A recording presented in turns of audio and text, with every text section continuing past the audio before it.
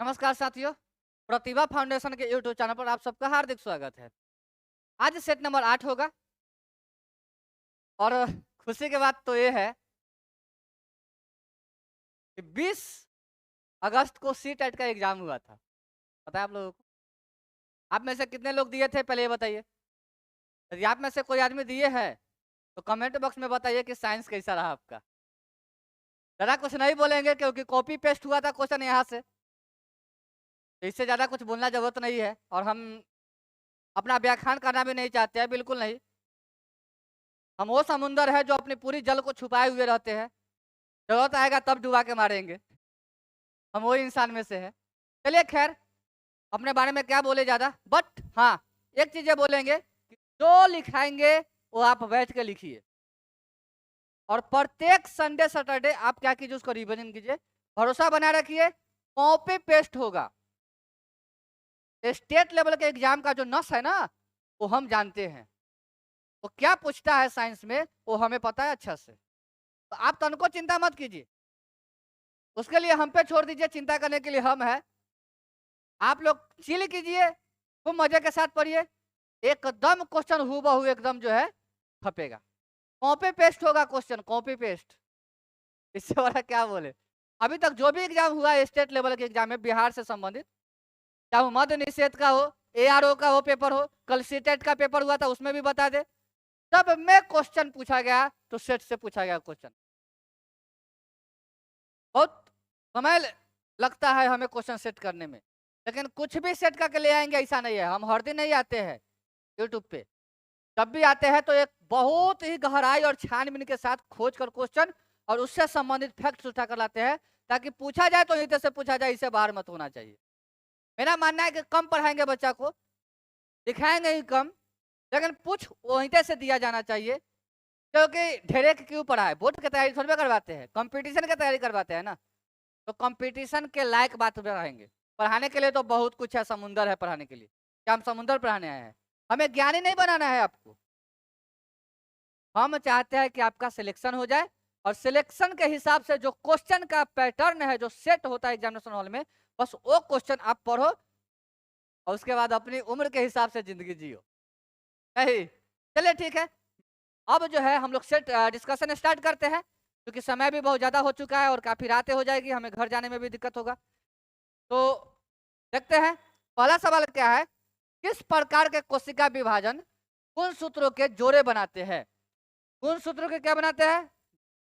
कोशिका विभाजन जो होता है, सेल डिवीजन की अगर बात करें तो आप देखिए कोशिका विभाजन के यहाँ एक बात समझिए, हम यहाँ फिगर के माध्यम से समझाने की कोशिश करते हैं। ये है सेल डिवीजन का फिगर, समझिएगा। ये है नर, लिखा दिख रहा है क्या आप लोगों को? ये है नर, क्या है? नर मतलब मेल। आई है मादा, मादा मतलब फीमेल। अब नर के साथ आएगा नर युग्मक, यहाँ नर युग्मक आ गया। मादा के साथ मादा युग्मक, नहीं स्पर्म ओवम, कोई दिक्कत किसी को? यहाँ से दोनों क्या करेगा, संयुक्त हो जाएगा और यहाँ फर्टिलाइजेशन होगा। फर्टिलाइजेशन होने के बाद बनेगा जाइगोट, कोई दिक्कत? जाइगोट बनेगा भ्रूण, एम्ब्रयो। जाइगोट क्या करेगा, यहां से मियोसिस, अर्धसूत्री, मियोसिस, मियोसिस प्रोसेस होगा, अर्धसूत्री विभाजन होगा और यह विभाजन जाके बीजाणु बना लेगा और बीजाणु क्या करेगा, युग्मक विद, यानी कि लास्टली जो प्रोसेस होता है बच्चा का जो बनना, ये बन जाता है आपको। ठीक है आप लोगों को? तो ये प्रोसेस अगर आप लोगों को समझ में आएगा तो कोशिका विभाजन समझ में आ गया होगा। फिर से समझाते हैं। पहले जो है नर या मादा का जो है, अगर नर होगा तो नर युग्मक जाएगा, मादा होगा तो मादा युग्मक जाएगा। मादा युग्मक चाहे नर युग्मक जाकर निषेचन की प्रक्रिया करेगा, निषेचन करने के बाद जाइगोट बनाएगा, जाइगोट बनाएगा तो जाइगोट बनाने के बाद कुछ दिन वो रहेगा, 15-20 दिन शायद। 15-20 दिन के बाद जो है वो इम्ब्रो यानी कि बीज बनना स्टार्ट हो जाएगा और बीज जो है वो मियोसिस प्रक्रिया कर लेगा और मियोसिस प्रक्रिया करके बीजाणु बना देगा और यही बीजाणु बाद में एक चाइल्ड का रूप ले लेता है और हम लोग जो है बच्चा की प्राप्ति करते हैं। ठीक है। अब हम आपको बता देते हैं कि ए जो है अर्धसूत्री विभाजन, ए इसका जवाब सही है। अब स्टेप बाय स्टेप समझिएगा, इस फिगर को थोड़ा देर के लिए भूल जाइए और स्टेप बाय स्टेप जो समझाते हैं वो समझिएगा। आपको बता दें कि सेल डिवीजन में पहला डिवीजन होता है समसूत्री विभाजन। क्या होता है? समसूत्री विभाजन। समसूत्री विभाजन को अंग्रेजी में जो है हम लोग मिटोसिस बोलते हैं, मिटोसिस। हालांकि इसको अलग अलग किताब में अलग अलग नाम से भी जाना जाता है, अलग अलग स्टेप में भी अलग अलग नाम से जाना जाता है। पता नहीं कौन सा स्टेप आपसे पूछ लिया जाए, इसलिए हम आपको जब भी पढ़ाएंगे तो कंप्लीटली पढ़ाएंगे। ठीक है। इसका यह मतलब है कि समसूत्री विभाजन को एक और नाम से जाना जाता है, वह है समसूत्रण। समसूत्रण विभाजन। समसूत्रण विभाजन को अंग्रेजी में मिटोसिस बोलते हैं, मिटोसिस। या इसको बोल सकते हैं सोमेटिक प्रोसेस, सोमेटिक। इसको एक और नाम से जाना जाता है और ये उसका नाम है कायिक, कायिक सूत्री विभाजन, कायिक सूत्री। कोई दिक्कत किसी को? अलग अलग नाम से जाने जाते हैं। अब इसका जो अंग्रेजी है ये आप लोग लिख सकते हैं मिटोटिक, मिटोटिक सेल डिवीजन। ये तीन नाम से जाना जाता है समसूत्री विभाजन का। ध्यान से समझिए, स्टेप बाय स्टेप समझाते हैं। आज के बाद क्वेश्चन में दिक्कत भी नहीं होगा और फिर से आप एक नंबर अचीव कीजिएगा। कहाँ? बिहार पुलिस में। ताकि यहाँ से बिहार पुलिस क्वेश्चन को बार बार बनाते हुए देखे गया है। ये मेरा पर्सनल अनुभव है, चिंता मत कीजिए। जो कह देंगे वो होता है। एग्जामिनेशन के दृष्टिकोण से हम बहुत वैल्यूएबल इंसान है वाकई में, क्योंकि हम बोल दिया है कि ये क्वेश्चन पेपर पूछा जाएगा तब पूछा जाता है। क्वेश्चन पेपर में, बोर्ड का भी एग्जाम में, वो अपना एक खास रहा है, उसके साथ मेरा अपना सेटिंग है, साइकोलॉजिकल माइंड है। जो वो सोचता है वो हम भी सोचते हैं, माइंड रीडिंग जिसको कहते हैं, है ना। चलिए हम आपको बताते हैं, अगर इस प्रकार की बातें होगी तो क्या होगा। समसूत्री विभाजन में मान लीजिए कि समसूत्री विभाजन हो रहा है, तो इसका खोज जो है, खोज एक किया था डब्ल्यू फ्लेमिंग, डब्ल्यू फ्लेमिंग 1882 ईस्वी में इस बात को ये क्या किया था, बताया था। डब्ल्यू फ्लेमिंग क्या किया था? ये सबसे पहले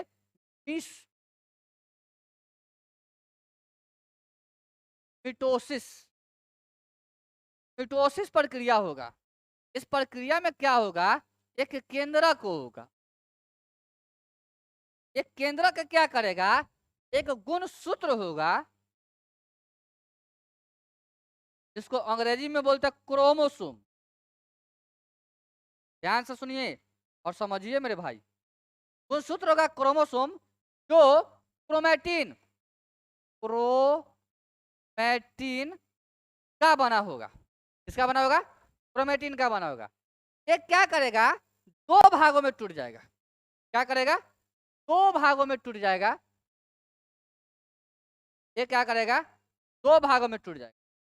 तो टूटने में तकरीबन 2 घंटा का समय लगता है। तो टूटने में क्या घंटा का समय लगेगा? 2 घंटा का समय लगेगा। और ये टूटने के समय कभी भी अनुवांशिक प्रक्रिया में बदलाव नहीं करे। अनुवांशिक बदलाव नहीं करेगा। समझिएगा, ये सवाल जो है बहुत डीप पूछा जाता है। इससे सवाल, ये प्रोसेस से बहुत डीप सवाल पूछा जाता है हमेशा। क्या करेगा?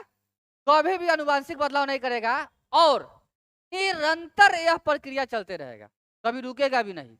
मतलब निरंतर यह प्रक्रिया होते रहेगा। जब दो भाग में टूटेगा तो पहला जो भाग है इसे हम लोग बोलते हैं कैरियोकाइनेसिस, कैरियोकाइरेसिस, कैरियोकाइरेसिस। और दूसरा जो है इसको क्या बोलते हैं, हम आपको बता देते हैं। दूसरा है उसको बोलते हैं साइटोकैरियोसिस। अब कैरियोसिस जो है ये 4 फेज में बढ़ जाता है। इसका मूल उद्देश्य ये है, समझिएगा। ये कितना स्टेप में बढ़ता है? 4 में। ये जो होता है ये 4 स्टेप में टूटना स्टार्ट हो जाता है। पहला स्टेप लिखेगा आप लोग, तो बोलते हैं प्रोफेज। क्या बोलते हैं? प्रोफेज। अब सबको समझाने लगेंगे तो हमको लगता है कि 1 घंटा इसी में बीत जाएगा, क्योंकि चैप्टर है। हम आपको बता रहे हैं केवल वो चीजें जो एग्जामिनेशन हॉल में ऑप्शन में आपको मिलेगा। पूरा थ्योरी हम आपको नहीं पढ़ा रहे हैं, इसलिए आपको ऑफलाइन में आना पड़ेगा। जैसे बच्चे लोग बैठे हुए हैं वैसे आपको बैठ के पढ़ना पड़ेगा। हालांकि उन लोगों पर ध्यान नहीं है, केवल आप पे ध्यान है, क्योंकि हम कैमरा से रूबरू होने आए हैं। अब जो लोग ऑफलाइन में बैठते हैं उन लोगों को लाभ तो ज्यादा ही होता होगा, क्योंकि आप डाउट पूछ सकते हैं सामने। क्या समझ में आ रहा है आप लोग? हाँ सही बात है। चलिए प्रोफेज पढ़ाने दीजिए। इस समय कम रहता है और 20 क्वेश्चन का डिस्कशन करना पड़ता है, तो बातें नहीं कर पाएंगे। ऑफलाइन में बातें हो पाता था, ऑनलाइन में नहीं हो पाएगा। तो ऑनलाइन में हमको पढ़ाने दीजिए, फिर देखा जाएगा। ठीक, बात कर लेंगे ना। चलिए प्रोफेज है, उसके बाद है मेटाफेज, फिर है एनाफेज, उसके बाद एक लास्ट बचेगा टेलोफेज। ये 4 स्टेप में जो है विभाजन होता है। ये समसूत्री विभाजन की बात बताए है। अब समसूत्री को देखिए, इतना अगर बताए है तो अर्ध समसूत्री में कितना होगा। तो अर्ध समसूत्री के बारे में चर्चा करें तो अर्ध समसूत्री, अर्ध सम, अब जो ऑप्शन था अपना अर्ध समसूत्री, उसको देखिए ये क्या है। अर्ध समसूत्री जो होता है ये क्या होता है, इसकी खोज जो है 2 वैज्ञानिक मिलकर किए थे। पहला था फॉर्मर, दूसरा था मुर्रे। फॉर्मर, ये सवाल पूछा हुआ है, इस कौन सा वैज्ञानिक था इसके प्रयोग किया था।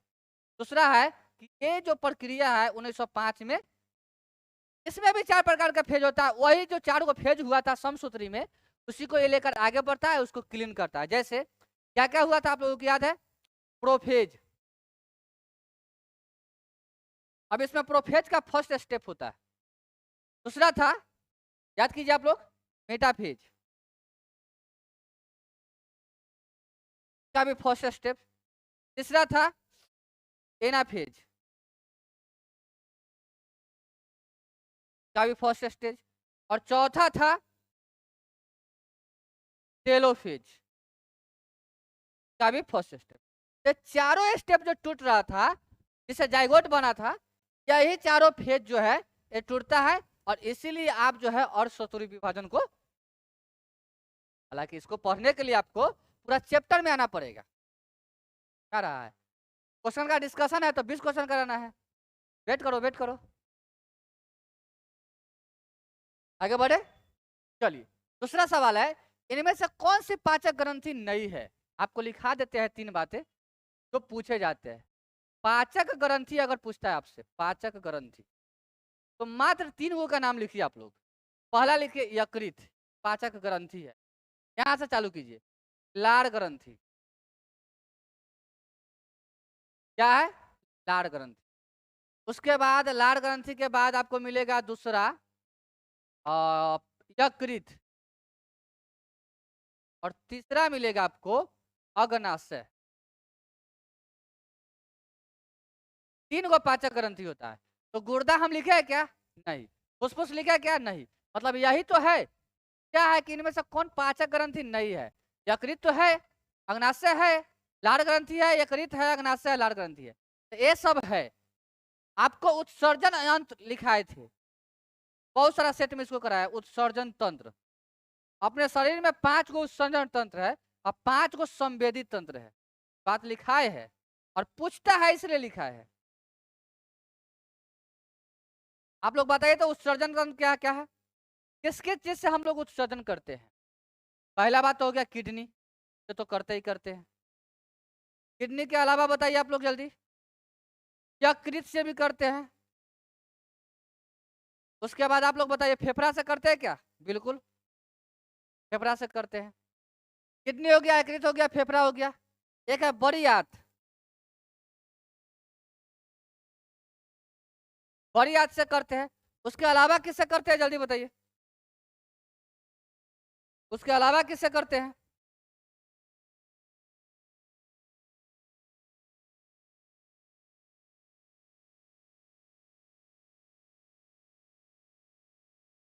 त्वचा। क्या क्या हो गया? किडनी, यकृत, फेफड़ा, आंत, बड़ी आंत, छोटी आंत नहीं, बड़ी आंत याद रखिएगा, और त्वचा। इस तरह से हम लोग क्या करते हैं? उत्सर्जन करते हैं। ये सवाल पूछी हुई है। और संवेदी तंत्र मतलब कि जिससे संवेदना व्यक्त करते थे, आंख, कान, नाक, आंख, कान, नाक, त्वचा, जिसे स्वाद लेते हैं, त्वचा से स्पर्श होता है, नाक से हम लोग सूंघते हैं, आंख से हम लोग देखते हैं, कान से हम लोग सुनते हैं। तो ये सब चीजें जो है आपको याद रहना चाहिए। ये डिस्कशन के हिस्सा नहीं, एग्जाम के क्वेश्चन का हिस्सा है, और इसलिए बार बार सेट में हम लाते रहते हैं, ताकि आप लोग जो है आपका रिवीजन हमारे सेट के माध्यम से भी होते। टू के बाद सवाल नंबर 3 है, ग्वानिन और साइटोकिनिन जुड़े होते हैं।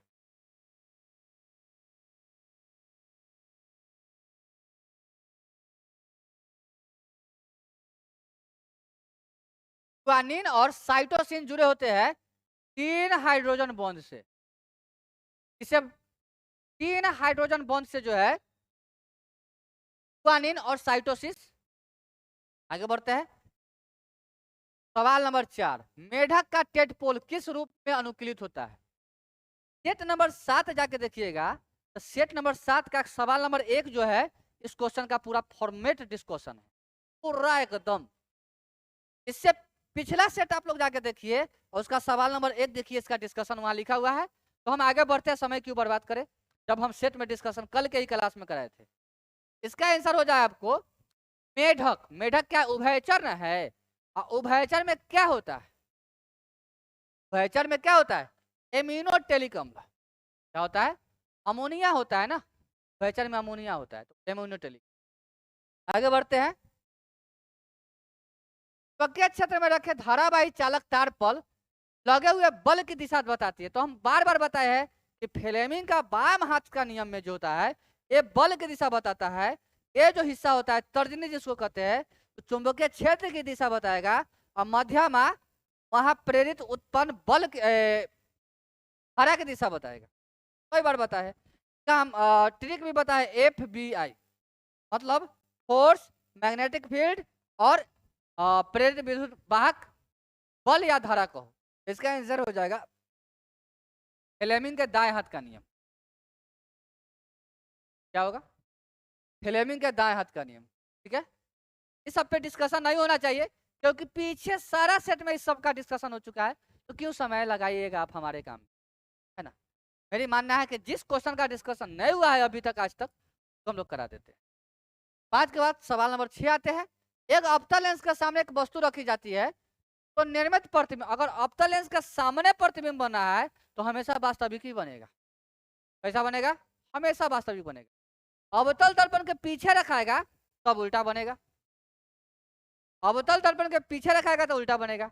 और ऐसा एकमात्र एक के वो केस होता है वैसा, है ना? चलिए आगे बढ़ते हैं।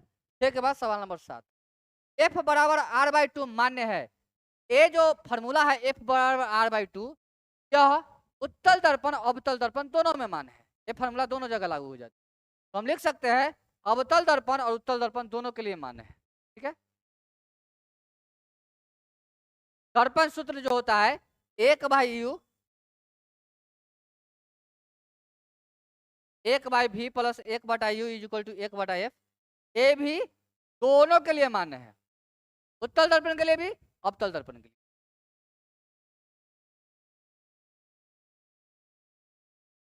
फल के रस के खमीरीकरण के दौरान कौन सी गैस पैदा होती है? जब फल का पायरुवेटेशन होता है, खमीरीकरण होता है, तो वहां CO2 गैस। आगे बढ़ते हैं सवाल नंबर 9, मरोद भेद मतलब कि जीरो फाइट, तो क्या बोलते हैं? जीरो फाइट मतलब मरुस्थल में उगने वाला पौधा।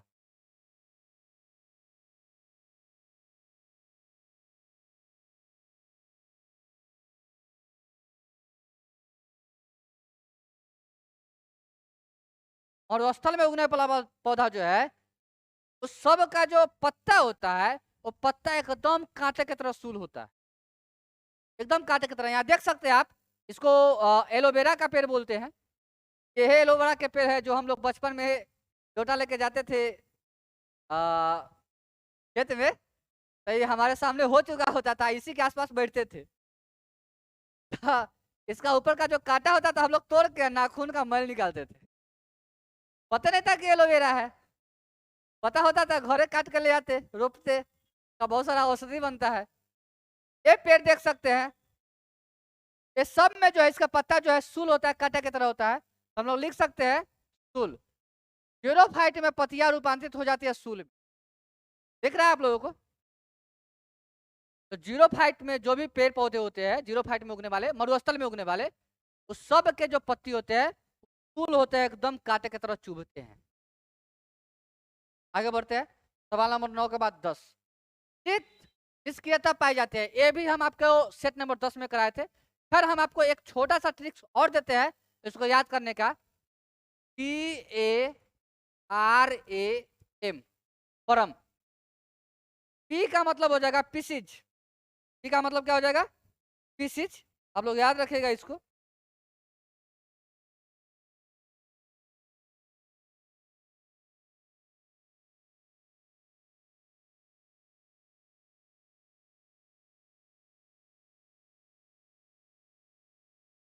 ए से हो जाएगा एम्फीबियन,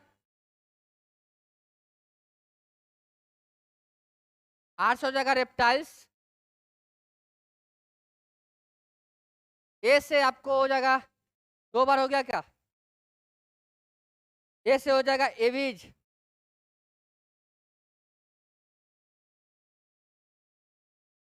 और एम से हो जाएगा मैमल्स।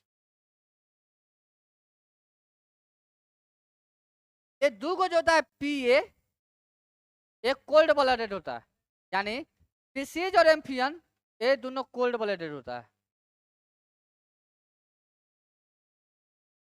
बाद बाकी जितना जो होता है RAM, ये सब प्राणी जो होता है हॉट ब्लडेड होता है।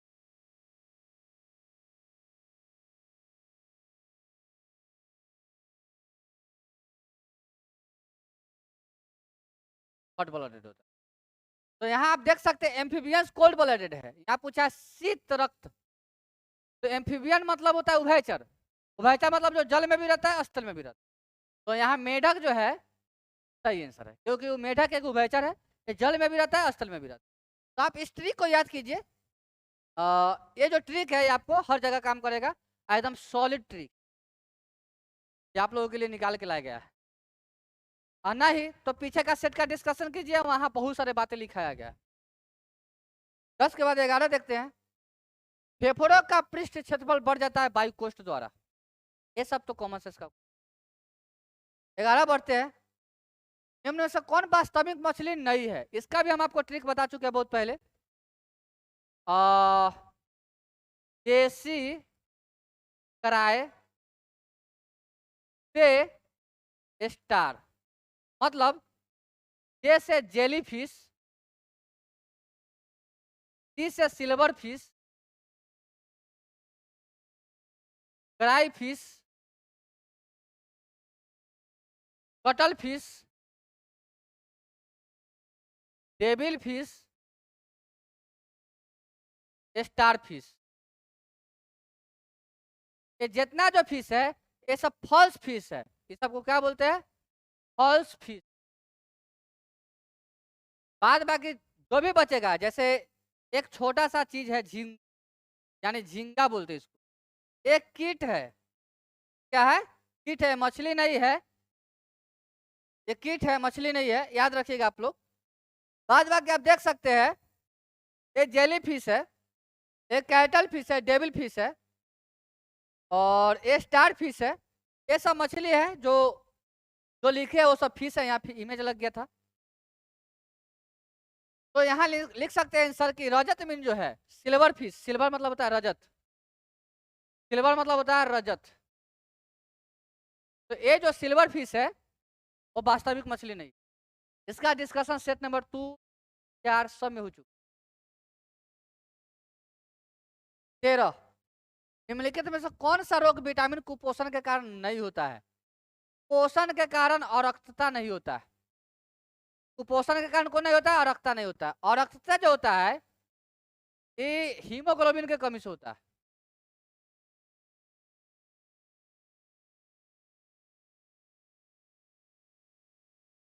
हीमोग्लोबिन जो होता है हीम प्लस ग्लोबिन से बनता है। हीम जो है Fe2+ यानी कि फेरम का दूसरा हिस्सा, और ग्लोबिन एक प्रकार का प्रोटीन है। ठीक है? और ये टूटता है तो यूरोक्रोम बनता है, जिसके वजह से पेशाब का रंग पीला होता है। आपको बता दे स्कर्वी, स्कर्वी विटामिन सी के कमी से कारण होता है, विटामिन सी की कमी। और सबसे अधिक विटामिन सी जो होता है आंवला में होता है।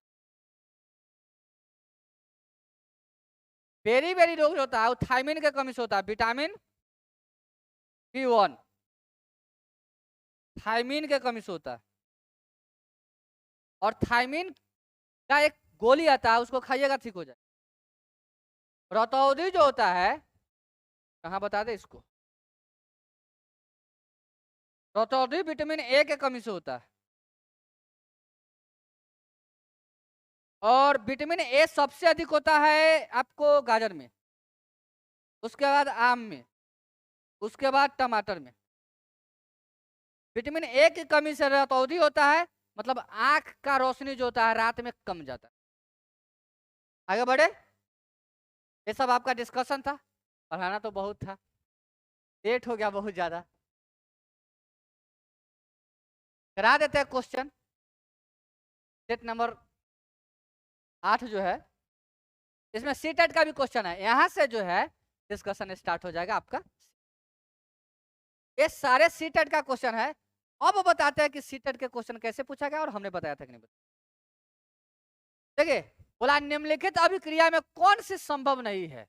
हम आपको बताए थे क्रियाशीलता श्रेणी, क्रियाशीलता श्रेणी आपको बताए थे, याद कीजिए।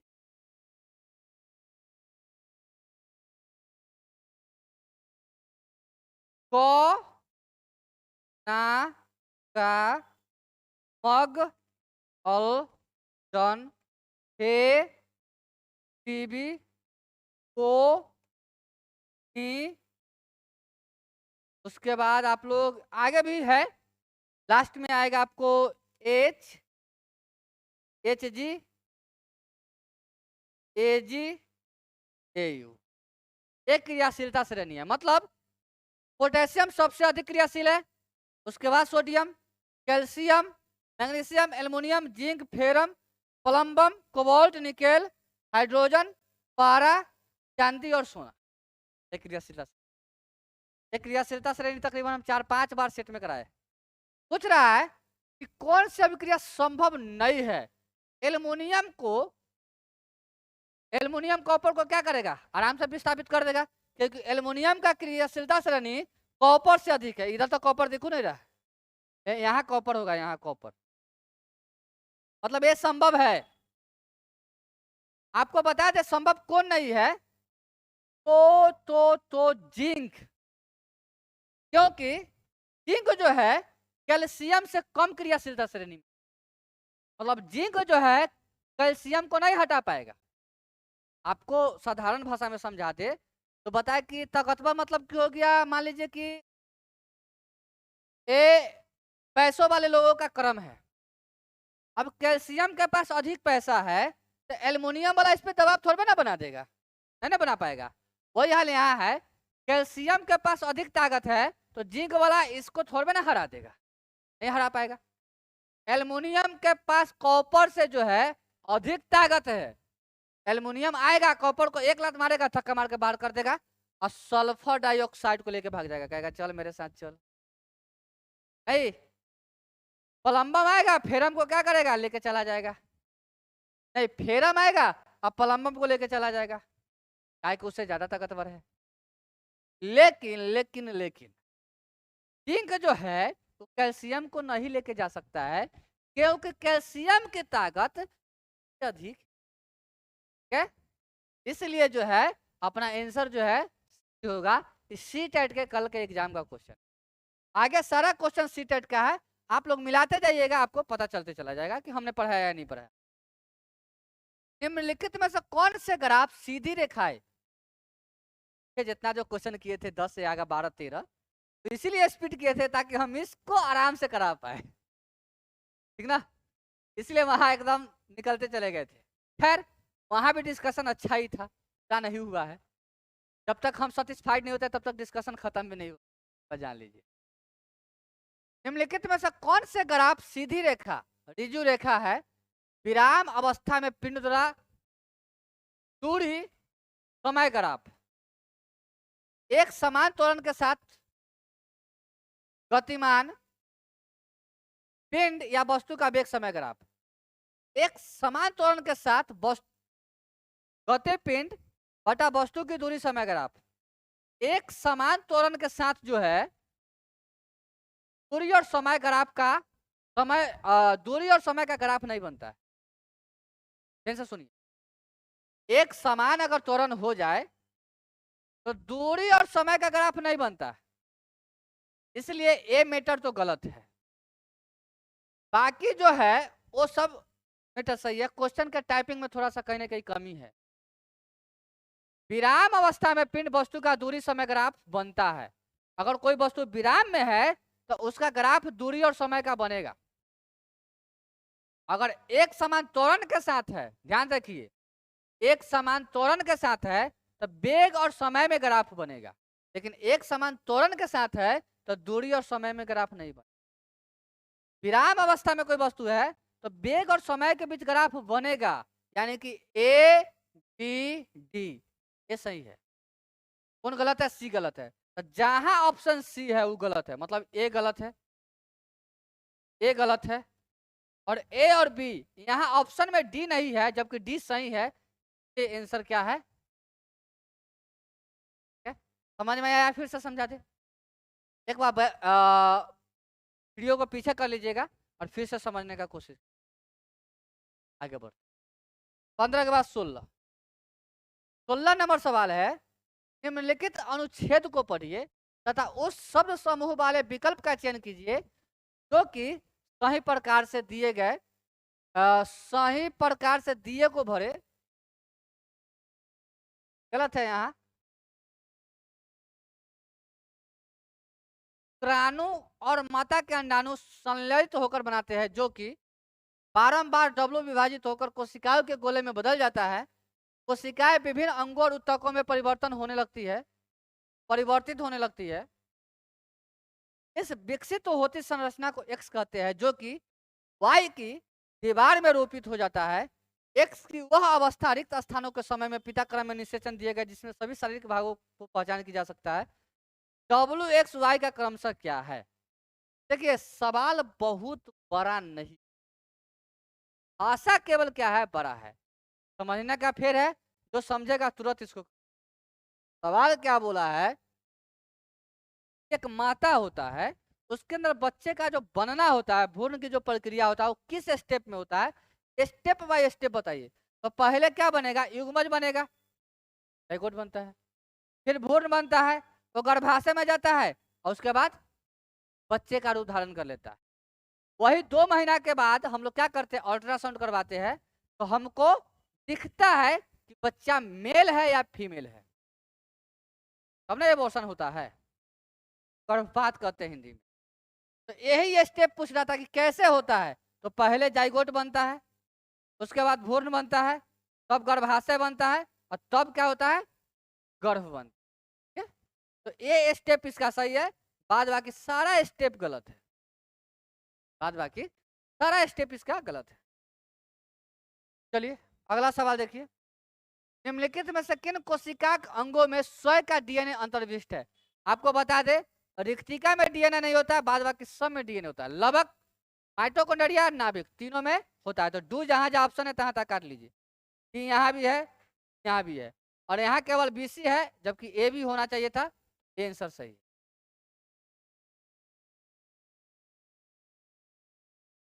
विद्युत धारा एक सदिश राशि है, गलत। विद्युत धारा एक सदिश राशि नहीं है, विद्युत धारा एक अदिश राशि है। विद्युत धारा वह राशि है जिसके पास परिणाम और दिशा होता है, बिल्कुल सही है। अब आप भी सोचोगे कि जिसके पास परिमाण और दिशा होता है वो तो सदिश राशि होता है, तब विद्युत धारा काय नहीं हुआ। हम आपको एक सेट कराए थे, याद कीजिए सही से, सेट नंबर 10। उस सेट में बहुत हाईलाइट करके बताए थे, याद रखना मेरे साथियों, विद्युत धारा एक अदिश राशि है, जबकि इसमें दिशा और परिमाण दोनों होता है, स्पेशल केस है। और उसके पीछे का वजह यह है कि इसमें दिशा परिमाण होता है, लेकिन यह बीज गणितीय योग का पालन नहीं करता है। यह बीज गणितीय योग का पालन नहीं करता, इसलिए इसको अदिश राशि माना गया है। ठीक है, तो इसका आंसर जो है ए सही है। मतलब आपको हम बता दें, ए गलत है, तो ए गलत है परंतु आर सही है। ए गलत है परंतु आर, चलिए 18 के बाद 19। निम्नलिखित में से कौन सा कथन जीवित जीवों कोशिकाओं के संबंध में सही है? सभी सूक्ष्मदर्शी यानी सूक्ष्म होते हैं तथा इन्हें नम्न आंखों से नहीं देखा जा सकता, ये गलत है। सभी सूक्ष्मदर्शी सूक्ष्म होते हैं, ये बात सही है, लेकिन आंखों से देखा जा सकता है। सभी की कोशिका भित्ति होती है? नहीं, सभी की कोशिका भित्ति नहीं होती है, क्योंकि कोशिका भित्ति केवल और केवल प्लांट में होती है। सभी में केंद्रीय झिल्ली होती है? नहीं, सभी में केंद्रीय झिल्ली नहीं होती है, सभी में कोशिका झिल्ली होती है, ये सही, सॉरी सॉरी सॉरी, सभी में कोशिका झिल्ली होती है, ये भी गलत है, क्योंकि कोशिका झिल्ली केवल और केवल जो होता है ये किसमें होता है? जीभ में होता है। यानी सी आंसर सही है। क्या पूछा था, सही क्या है, तो सी आंसर सही है, बाकी सब गलत है। ये भी गलत था, बाकी सब गलत है। 19 के बाद सबसे लास्ट क्वेश्चन है 20। प्लास्टिक की बोतल, तो प्लास्टिक की बोतल जो है ये बहुत दिनों तक नहीं गलता है, पर्यावरण से समझ। तो ए का 4 कहीं देखिए तो है, ए का 4 एक के जगह तो ये है, बस आंसर मारिए, बाद बाकी अपना मिला लीजिएगा। ये सारे सी टेट का पेपर था, क्वेश्चन में थोड़ा सा टाइपिंग मिस्टेक था, हम मानते इस बात को। चलिए खैर, बहुत टाइपिंग मिस्टेक। चलिए सेट नंबर 9 में हम लोग फिर नए सिरे से डिस्कशन करेंगे बिहार पुलिस स्पेशल के लिए। ये सेट हम आप लोगों को जो है, ये सेट हम आप लोगों को लेकर आए हैं इसलिए क्योंकि हम दिखा सके जो पढ़ाएंगे वो वास्तविक में, हल्का में नहीं लीजिए। चलिए ठीक है, मिलेंगे कल, bye bye, tata, thanks for watching, love you all.